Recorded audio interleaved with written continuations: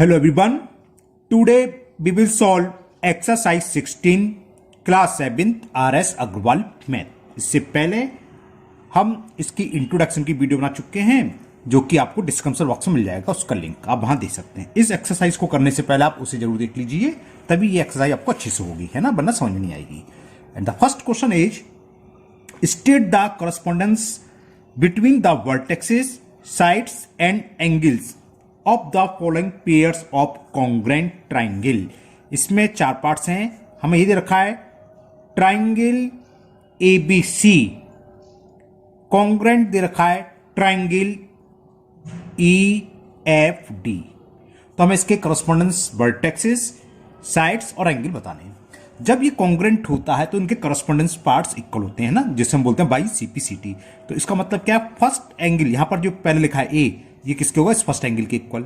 Second number पर जो middle में B, ये एंगल इक्वल होगा मिडिल के। लास्ट का C इक्वल होगा D के। फर्स्ट टू मिला के AB लाइन सेगमेंट किसके होगी, साइड्स EF के। BC किसके इक्वल होगी, लास्ट के टू FD। और फर्स्ट और लास्ट यानी कि AC इक्वल होगी ED के। और पहला वर्टेक्स A करस्पॉन्डेंस वर्टेक्स क्या E, B का करस्पॉन्डेंस वर्टेक्स F और C का करस्पॉन्डेंस वर्टेक्स D। तो हमें यही सब लिखना है कि वर्टेक्सेस लिखनी है, साइड्स लिखनी है, एंगल। तो वर्टेक्स को लिखने का तरीका होता है, ये लिख दो A करस्पॉन्डेंस वर्टेक्स है E के, क्योंकि पहले पर क्या A, यहां भी फर्स्ट E है। बीच का यानी कि मिडिल जो सेकंड नंबर पर B का वर्टेक्स किसके करस्पॉन्डेंस होगा, F के। V वर्टेक्स करस्पॉन्डेंस वर्टेक्स है F के, और इसी तरह आप लिख सकते हो C करस्पॉन्डेंस वर्टेक्स है D के। ये तो बात हो गई वर्टेक्स की।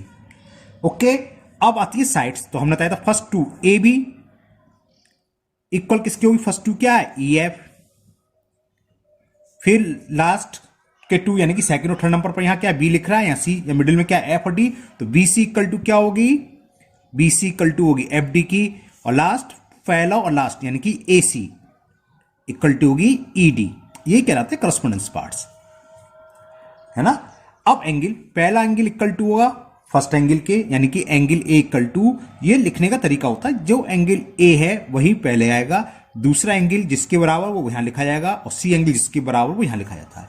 ये सही लिखा होना चाहिए, ये सही लिखा है तो इसी से हम बता सकते हैं। साहब हमने बता दिया, देखो वर्टेक्स करस्पॉन्डेंस वर्टेक्स ये होंगे, साइड्स इसके इक्वल होगी, और एंगल पहला क्या है A इक्वल होगा एंगल E के।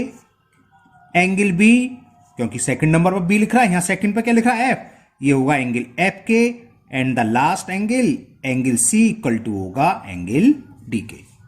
ओके, सीख गए होगे आप अच्छे से। लेकिन इसमें तीन पार्ट और हैं वो भी हम करा देते हैं प्रैक्टिस के लिए। अब हमें दे रखा है ट्राइंगल CAB, ये किसका सिंबल होता है, कॉन्ग्रेंट का बताया था।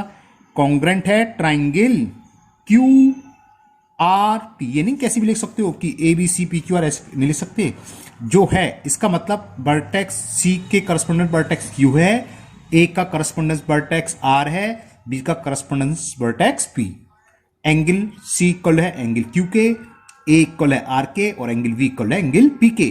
फर्स्ट टू साइड्स मिलकर होगी CA इक्वल कितने होगा QR, और लास्ट की सेकंड और थर्ड नंबर की जो है AB लिख रही है, यहाँ सेकंड थर्ड क्या है RP। तो साइड्स AB इक्वल टू होगी RP के, और first last CB equal to होगी QP के। तो ये लिख देते हैं हम। तो करस्पॉन्डेंस वर्टेक्स C का है Q, करस्पॉन्डेंस वर्टेक्स A का मिडिल में क्या लिख रहा है, सेकंड में R के, और लास्ट वर्टेक्स B, इसका करस्पॉन्डेंस क्या है P, और ये वाइस वर्सा का सिंबल होता है, और P का होता है B। अब साइड आ जाओ, तो CA इक्वल टू किसके होंगी, ट्राइंगल के तीन साइड्स, तीन वर्टेक्स, तीन एंगल। तो सब हमने लिख दी। साइड CA इक्वल टू क्या होगी, फर्स्ट और सेकंड क्या है QR। इसे RQ भी नहीं लिखना चाहिए, QR ही लिखना चाहिए। इसका मतलब पहला एंगल पहले एंगल के बराबर ही होता मतलब। और AB इक्वल टू क्या होगी, sides AB equal two sides RP के, और लास्ट रह गई क्या, फर्स्ट और लास्ट। आप BC भी लिख सकते हो, अगर BC लिखोगे तो लिखोगे PQ, क्योंकि B क्या है थर्ड नंबर पर, तो थर्ड नंबर पर क्या है P। C क्या है फर्स्ट पर, C पर क्या है Q, तो PQ लिखना चाहिए। मैं सीधा लिख रहा हूं CB। तो CB इक्वल टू कितने होगी, QP। Okay, not third triangle XYZ congruent दे रखा है ट्राइंगल QPR। अब तो आपको समझ आ गया, तीनों वर्टेक्स करस्पॉन्डेंस इक्वल लिख दो। तो X के करस्पॉन्डेंस वर्टेक्स Q, Y के correspondence vertex P and Z का करस्पॉन्डेंट वर्टेक्स है आर। ये एंगल भी होते हैं। चलो पहले साइड लिख रहे हैं। Side X Y equal to क्या होगी, फर्स्ट और second Q P comma first second हो गई। अब सेकंड थर्ड यानी कि वाई जेड इक्वल की होगी सेकंड थर्ड पर क्या है पी आर, तो Y Z equal to P R और लास्ट बची एक्स और Z and X Z equal to होगी क्यू आर। ओके, अब इनके एंगल भी लिख दें। फर्स्ट एंगल के इक्वल होगा, फर्स्ट एंगल क्या है एक्स, यहां क्या है क्यू, तो एंगल एक्स इक्वल टू होगा एंगल क्यू के, एंगल वाई मिडिल में और यहां मिडिल में क्या पी, एंगल पी के और लास्ट है एंगल जेड इक्वल टू होगा एंगल आर के। ओके ना, तो देखो ये मैंने थोड़ा गलत उतार लिया, ये है एक्स जेड वाई। चलो इसे दोबारा कर ले रहे हैं। अगर ये होता तो ये कोई एग्जाम्पल समझ लो आप, है ना, ये वही कम दिखता है तो गड़बड़ हो जाता है, गलत लिख लेते हैं। थर्ड पार्ट दोबारा कर देते हैं। अब तो आपको समझ में आ गया।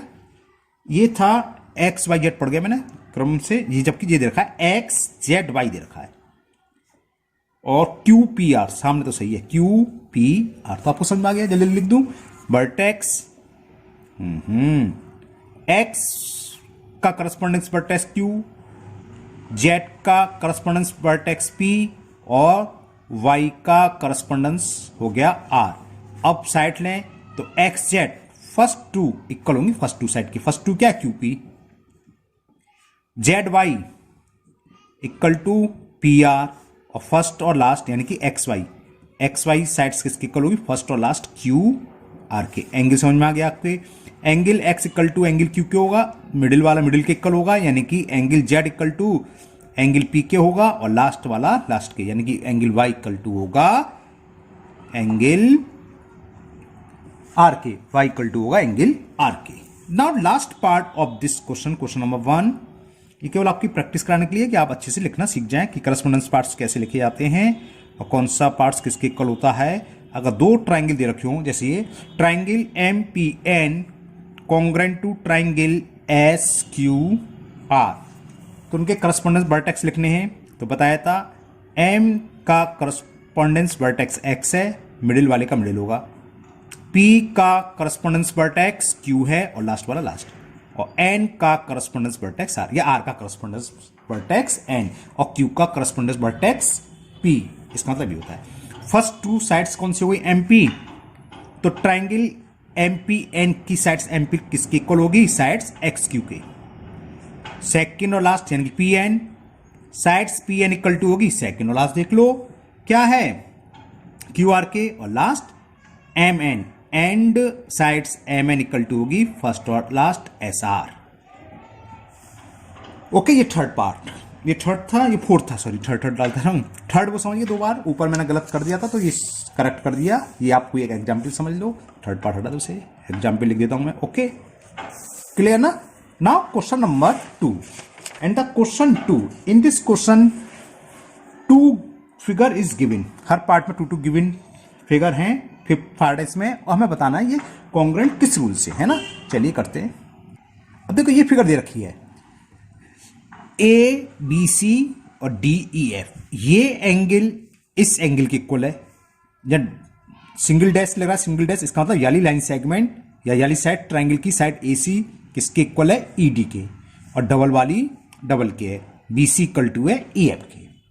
तो इसमें रूल पूछा है, देखो एक तो बात क्लियर होगी, दो साइड्स और उन दोनों साइड्स के बीच का एंगल इक्वल रखा है ना, करस्पॉन्डेंट साइड्स इक्वल है, उनके बीच का एंगल। तो ये रूल कौन सा लगेगा, रूल तो लगेगा एस ए एस। हमने जब इससे पहले जो वीडियो डाली है, अपलोड करी है, उसको आप देख लेना, उसका लिंक मैं आपको डिस्क्रिप्शन बॉक्स में दे दूंगा। उसमें हमने सारे रूल डिस्कस करे हैं, एस एस क्या होता है, ए एस ए क्या होता है, एस एस एस, वो आप देख लेना है ना, तभी आपको ये एक्सरसाइज अच्छे से होगी। तो ये एस एस रूल है, दो साइड्स और उनके बीच का।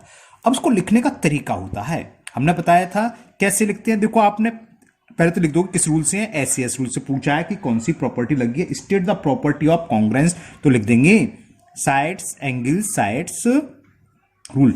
जब ये होते हैं तो ट्राइंगल कॉन्ग्रेंट लिखे जाते हैं। तो एबीसी कॉन्ग्रेंट होगा ट्राइंगल किसके, पहला तो आपकी मर्जी, आप कुछ भी लिख सकते हैं, ABC B C A C A B, कुछ प्रॉब्लम नहीं है। अब यहां पर आप इसी के हिसाब से लिखोगे, किसके हिसाब से, जिस हिसाब से साइड्स ए बी इक्वल है तो फर्स्ट 2 आना चाहिए। तो ए बी किसके इक्वल है, डी एफ के, क्योंकि नॉन इक्वल वाली कोई डैश नहीं लग रहा, क्योंकि जब दो ट्राइंगल कॉन्ग्रेंट होते हैं तो सारी साइड्स इक्वल होती हैं उसकी अलग अलग। तो A B equal to D F की होगी, ये तो क्लियर है। अब हम डी एफ लिखें कि एफ डी, भाई डी एफ भी तो लिख सकते हैं, लिखता हूं, हमने लिख दिया A B C congruent to D F ही। हो सकता है ये सही हो सकता है गलत। कैसे करेंगे? एंगल देख लो, एंगल कौन सा है इक्वल सी, किसके? ई के। सी क्या आ रहा है लास्ट में, तो लास्ट में तो ई आएगा। तो देखो कहीं क्लियर है, यहां तक तो सही है। अब डी एफ होगा कि एफ डी, ये कैसे पता चलेंगे, है ना? ये तो क्लियर, दिमाग मारिए। अब देखो कैसे करेंगे। जो एंगल दे रखा है सी के साथ कौन सी साइड्स दे रखी है हमें? सी डी, ठीक है ना? सॉरी सी कह रहा हूं, यहां क्या ई डी, और सी के साथ यहां कौन सी है? बीसी। बीसी आ रहा है लास्ट के 2, और बीसी साइड्स किसके? इक्वल वाली। बात समझ रही है? और सी एंगल इक्वल है, सी तो यहां आ गई, और बीसी से बनने वाली साइड्स कौन सी थी? बीसी, तो ये लास्ट की 2 है। समझ लेना, थोड़ी प्रॉब्लम हो रही है, समझ में लग रहा है। अब देखो इस एंगल के साथ दो साइड जा रही है, दोबारा समझ लो, एक एडी और ईसी। हम कौन सी ले रहे हैं? डबल डैश वाली, जिसमें डबल डैश लग रहा है, वही तो ले रहे हैं। ई एफ, वह ई एफ, तो एफ तो यहां आ गया, तो या तो एफ आएगी, क्योंकि लास्ट में क्या है? बीसी। बीसी कौन सी? देखो हमने बताया था करस्पॉन्डेंस, बीसी ये रही। बीसी कौन सी? इसमें डबल डैश लग रहा है, तो डबल डैश ये लग रहा है, तो बीसी हो गई। और हमें ये मालूम है एंगल सी इक्वल टू होता है, एंगल ई के दे रखा, यहाँ आ गया, और बीसी किसके इक्वल है? ई एफ के, तो यहाँ आएगा एफ, और यहाँ बचा ही डी। तो ये सही तरीका हुआ इसका। तो इसको हमने जब सही लिख दिया तो हम बता सकते हैं एंगल ए इक्वल टू होगा एंगल डी के, एंगल बी इक्वल टू होगा एंगल एफ के, एंगल सी इक्वल टू होगा एंगल ई के। अभी कोई प्रॉब्लम मुझे लग रहा है? दोबारा समझ लो। देखो यहां तो आप कुछ भी लिखो, दोबारा से लिख रहा हूं। मान लो आपने लिख दिया यहां पर ट्राइंगल सी बी ए, आपने ऐसे लिखा, करस्पॉन्डेंस बिल्कुल लिख सकते हो, आपकी मर्जी है यहां तो। अब एंगल सी किसके इक्वल है वो लिख दो, ई के, तो ई तो यहां आ गया। अब क्या बच्चा? बी ए। बी ए कौन सी साइड है? यहां देखो जो अनइक्वल है, तो बी ए से अनइक्वल तो लिखने से अब शुरू की दो देख लो, C B, first side C B तो है। अब सी बी को हम क्या लिखेंगे? सी बी कौन सी है? डबल डैश वाली, और डबल डैश वाली ये है ई एफ। ई यहां आ चुका, तो एफ यहां बचा, अब बाकी बच्चा क्या? D D. तो ये वैल्यू इसकी होगी। देखो यहां से देख लो सी एंगल किसके आ रहा है? ई के। यहां देख लो सी एंगल ई क्या आ रहा है, बदल थोड़ी जाएगा, वही रहेगा। बीच का वाला बी एंगल एफ के, बीच वाला एफ के है। ए ई के है, ए सॉरी ए फर्स्ट है, ए डी के है, और यहाँ ए लास्ट में डी के। ये तरीका होता है लिखने का। अभी और करेंगे प्रैक्टिस, जो आपको और प्रैक्टिस होगी। Now second part. अब सेकंड पार्ट में फिगर दे रखी है, इसका मतलब क्या था? 90 डिग्री बताया था हमने, ये 90 ओके। और ये दे रखी है M N equal to P Q, क्योंकि सिंगल डैश वाली सिंगल डैश के इक्वल, और डबल डैश वाली साइड डबल डैश के ऊपर होती बताती है। और ये क्या? क्यू आर इक्वल टू है एम एल या एल एम, कुछ भी बोल सकते हो आप। अब देखो दो साइड्स और साइड्स के बीच का एंगल तो इक्वल है नहीं, तो यानी कि ऐसे एस तो लगेगा नहीं, क्योंकि जो उससे पहले लगा था। अब दो साइड्स और एक एंगल है, तो कौन सा है? ये राइट एंगल, इस सिंबल का था राइट एंगल। इसके सामने की साइड्स क्या करती है? हाइपोटेनियस, और एक कोई साइड यानी कि आर एच एस। यहां भी देखें राइट एंगल, सामने का हाइपोटेनियस और एक साइड, तो आर एच एस प्रॉपर्टी से ये कॉन्ग्रेंट हो गई। तो कौन सी प्रॉपर्टी हो गई? हमने लिख ली R H S property. Okay, अब लिखेंगे कैसे? यहां तो मर्जी हम कुछ भी लिख लें। पहला पी क्यू आर, तो हमने क्या लिखा है? P Q R. चलिए दिखाते हैं पी क्यू आर। अब कॉन्ग्रेंट कैसे लिखेंगे? एंगल पी किसके इक्वल है? एंगल एन के, तो यहां एंगल एन आएगा। अब ये क्या है? Sides P Q, P Q sides किसके इक्वल है? एन एम, तो ये एन एम आएगी। तो बचा थर्ड वर्टेक्स एल, तो एल इक्वल टू, यहां सॉरी एल किसके इक्वल होगा? आर के। तो ये कॉन्ग्रेंट ट्राइंगल लिखने का तरीका होता है। इससे क्या मतलब है कि साइड्स पी क्यू इक्वल है N M, Q R equal to होगी एम एल के, और पी आर इक्वल टू होगी एन एल से। और पहला एंगल पहले के इक्वल, यानी कि पी एंगल इक्वल होगा एन के, बीच का क्या? क्यू, मिडिल में जो लिखा हुआ है एंगल क्यू इक्वल होगा एंगल एम के, और एंगल आर इक्वल टू होगा लास्ट वाला लास्ट के एंगल एन के, जिसको हम बोलते हैं by C P C T. Now third part. In third part this figure is given X Y Z और आर टी एस। ये sides X Y single dash वाली ये इक्वल है आर टी के, डबल डैश इसमें लग रहे हैं, तो जेड एक्स इक्वल है डबल डैश कौन सी? आर एस के, और ये वाई जेड इक्वल है टी एस के। तो ये तो क्लियर हो गया कौन सा रूल है? तीन साइड्स इक्वल है, तो एस एस एस रूल से ये ट्राइंगल क्या होंगे? कॉन्ग्रेंट होंगे। तो प्रॉपर्टी कौन सी लगी है? S S S, side side sides. अब लिखेंगे कैसे बताएगा? हमने इसको तो मर्जी आप कुछ भी लिख लो, हमने लिख लिया triangle X Y Z congruent to triangle. अब यहां इसके हिसाब से लिखेंगे एक्स वाई कौन सी साइड है? सिंगल वाली कौन सी है? आर टी, तो ये आर टी आएगा या टी आर, इनमें से एक आएगा। अब कैसे डिसाइड करेंगे कि हम आर टी लिखें कि टी आर? तो देखो एक्स वाई की बात आ रहा है, बाई जेड, बाई से स्टार्ट होने वाली कौन सी, इसमें थर्ड डैश लग रहे हैं, तो थर्ड डैश किससे स्टार्ट हो रही? टी से, तो टी बाद में आएगा, तो आर ही आएगा, आर टी बचा एस। बात समझ में ही नहीं आई? देखो हमने यहां तो लिख लिया, क्या तो मर्जी कुछ भी लिख लो आप, एक्स वाई जेड लिख लिया। अब इसके हिसाब से लिखेंगे X Y set single dash वाली है, एक्स वाई सिंगल डैश को हम आर टी भी लिख सकते हैं, टी आर भी, भाई टी आर भी तो सिंगल डैश वाली है, चाहे आर टी बोलो टी आर एक ही बात है। अब इसके हिसाब से चलेंगे, यहां सेकंड वर्टेक्स से वाई जेड कौन सी है? वाई जेड जो थर्ड है, तो थर्ड वाली देखो कौन सी है? टी एस, तो टी एस यहां आएगी। अगर हम टी यहां लिख लेते तो आर एस तो हुई नहीं, थर्ड है ना, तो टी यहां लिखेंगे सेकंड में, क्योंकि थर्ड वाली थर्ड के इक्वल है। तो ये होता है लिखने का तरीका। Now fourth part, in fourth part this figure is given, figure तो बुक में दे रखी है ना, वो तो मैं समझाने के लिए अलग से बना दी है, डी ई एफ, और ये लिखना बहुत सिंपल हो जाएगा। क्यों हो जाएगा बताता हूं मैं, क्योंकि इसमें दो एंगल इक्वल दे रखे हैं और ये साइड्स, और एक फिगर हमें ये दे रखी है, ये दे रखी है ना, इसमें ये डबल डैश ऐसे लग रहा है, ये सिंगल डैश, ये, और ये नेम है पी, ये है एन, ये है एम। पहले तो देखें, ये एंगल इसके इक्वल, दूसरा एंगल इसके इक्वल, और दोनों एंगल को ज्वाइन करने वाली साइड, तो कौन सा रूल बनेगा? Angle sides angle. तो प्रॉपर्टी तो पता चल गई हमें, एंगल साइड्स एंगल प्रॉपर्टी से ये दोनों ट्राइंगल कॉन्ग्रेंट हैं। अब लिखेंगे कैसे इसको? हम कुछ भी लिख सकते हैं, हमने लिख लिया, मान लो डी ई एफ कॉन्ग्रेंट। जब दो एंगल देखो बहुत सिंपल है, ई एंगल किसके इक्वल है? सिंगल वाला एन, ई बीच में आ रहा है तो बीच में तो आएगा एन, फिर एफ डबल वाला कौन सा? एम, तो लास्ट में आएगा एम, क्योंकि लास्ट में पे, शुरू में बचा क्या? पी, तो पी आएगा। तो D E F congruent to triangle P N M. Okay, now last this figure, थोड़ी फिगर गड़बड़ बन गई है, बुक में आप देख सकते हो। तो देखो बहुत सिंपल है ये, तो कैसे? देखो ये एंगल इस एंगल के इक्वल, ये एंगल इस एंगल के इक्वल, तीनों एंगल का कोई रूल नहीं होता, लेकिन याली साइड्स तो दोनों में कॉमन है। ये एंगल इस एंगल के इक्वल आ गया है ना 50, और ये एंगल इसके, और इन दोनों एंगल को ज्वाइन करने वाली साइड्स दोनों ट्रायंगल में, मतलब क्या? देखो अगर मैं इसको अलग अलग कर दूं तो ये फिगर बन रही है कुछ, ये एंगल इसके इक्वल, ये एंगल इसके इक्वल, और ये साइड इसके इक्वल, क्योंकि कॉमन है। तो दो साइड्स, और साइड्स के ऊपर वाली हो गया एंगल साइड्स एंगल। तो कौन सी प्रॉपर्टी से कॉन्ग्रेंट होंगे? A S A. तो ए एस ए तो प्रॉपर्टी लग रही है इसमें, ए एस ए प्रॉपर्टी से ये दोनों ट्रायंगल कॉन्ग्रेंट हो गए। और ट्रायंगल कैसे लिखेंगे? इससे तो हमने बताया कुछ भी लिख सकते हो, मान लो लिख लो ए सी बी, तो A C B congruent to triangle, ये एंगल इसमें ए ही पॉइंट आ रहा है तो ए के इक्वल होगा, सी सी के इक्वल है, बचा डी, तो डी। ये लिखने का तरीका हो गया। ओके, तो मुझे उम्मीद है आपको ये अच्छे से लिखना आ गया होगा। Now next question number 3, and in question number 3 this figure is given and it is given P L perpendicular to O A, perpendicular मतलब ये 90 डिग्री है। दूसरा P M perpendicular to O B, जो पी एम है इस पर perpendicular है, यानी कि ये 90 डिग्री है। सच डेट, और क्या दे रखा कि पी एल, ये एल है ना, ये लाइन सेगमेंट इसके इक्वल है, जो परपेंडिकुलर है इक्वल है। तो एच पी एल ओ ये ट्राइंगल जो मैंने शेडेड कर दिया है ना, ये और इसके नीचे वाला, ये दोनों कॉन्ग्रेंट हैं, तो 100% होंगे।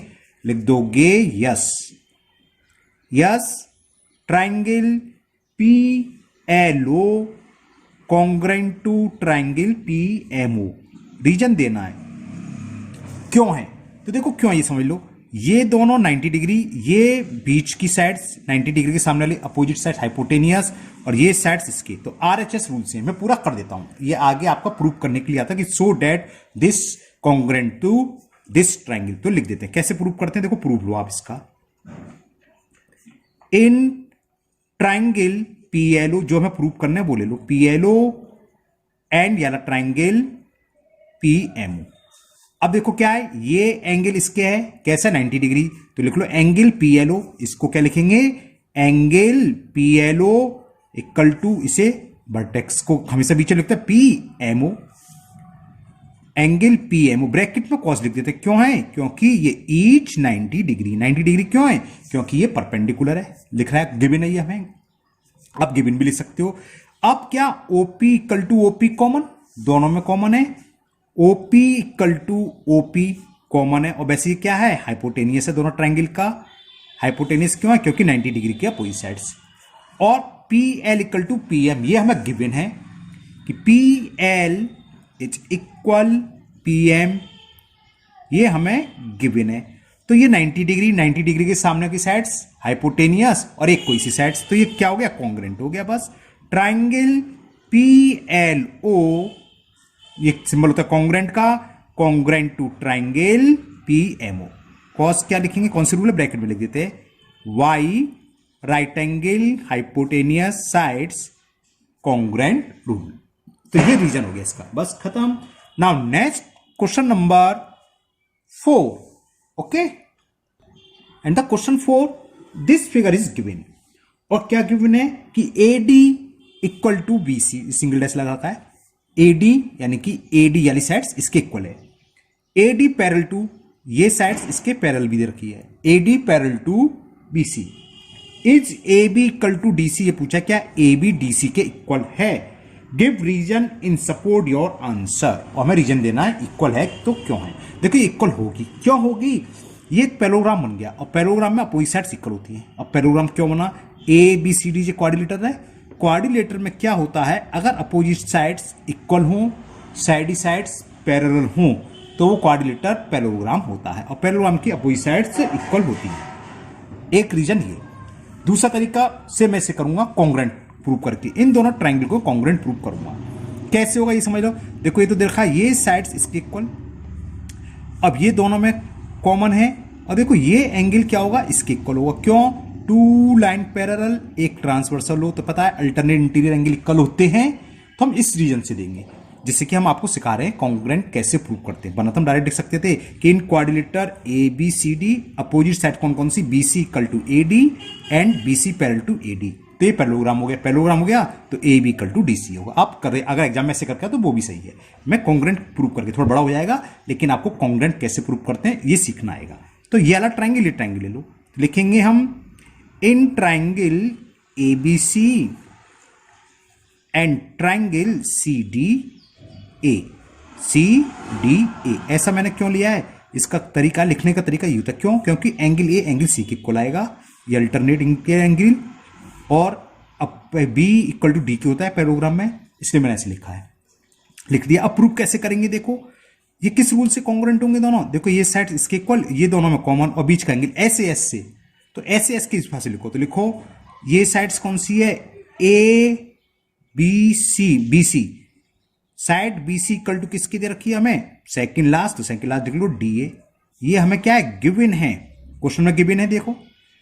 और क्या ये एंगल, इस एंगल को क्या लिखेंगे, इसके, इसमें ये कौन सा है, ABC, तो क्या लिखेंगे इसे, BCA, angle BCA equal to, पहला बीच में लिखा था, बीच वाला क्या है D, BC लास्ट मारा है A, लिखने का तरीका बता रहा हूं मैं, जैसे फर्स्ट हमने BC लिखा ना, BCA, तो इसे लिखो DAC। वैसे क्या है ये एंगल इसके इक्वल है, कौन सा एंगल है, यहां कॉस लिख देते हैं, दीज आर, ये कहलाते हैं अल्टरनेट इंटीरियर एंगल्स। और क्या, AC equal to AC common, AC equal to CA common, तो क्या हुआ, ट्राइंगल ABC कॉन्ग्रेंट हो गया ट्राइंगल CDA के, किस रूल से, नीचे लिख दो, YSAS, sides angle sides congruent rule या प्रॉपर्टी से। जब ये हो गया तो करस्पॉन्डेंस साइड्स इक्वल होती है, बताया था करस्पॉन्डेंस पार्ट्स इक्वल होते हैं। हमें क्या प्रूव करना था, वो लिख दो कि AB इक्वल टू किसके होगा, सो AB इक्वल टू होगी CD के, ये हमें प्रूव करना था, किस रूल से, Y, इसे बोलते हैं हम CPCT, corresponding part of congruent triangle is also equal. तो हो गया, पूछा था क्या ये इक्वल है, तो yes, AB equal to CD। Okay, तो आज के वीडियो में हम इतने ही क्वेश्चन करेंगे, क्वेश्चन नंबर 4 तक। नेक्स्ट वीडियो में क्वेश्चन नंबर 5 से करेंगे। मुझे उम्मीद है आप लोगों को ये अच्छे से समझ में आ रहे होंगे। अगर आप लोग पहली बार चैनल पर आए हों, पहली बार वीडियो देख रहे हो, तो चैनल को सब्सक्राइब करना ना भूलें, साथ ही साथ बेल आइकन को जरूर पुश कर लें, जिससे कि इसके आगे के पार्ट जब भी मैं अपलोड करूंगा वो आपका मिस नहीं होगा। और उसका नोटिफिकेशन आपको मिल जाएगा। इस वीडियो को अपने दोस्तों को भी शेयर करें जिससे कि वो भी इसका फायदा उठा सकें। इसके आगे के पार्ट और भी अच्छे हैं, है ना, तो बहुत अच्छे से समझ के करना। और आपकी जो कुछ भी प्रॉब्लम है या डाउट है वो मुझे कमेंट बॉक्स में कमेंट करें, मैं उसको दूर करने की पूरी कोशिश करूंगा। फिर मिलते हैं नेक्स्ट वीडियो में। Thank you, have a nice day.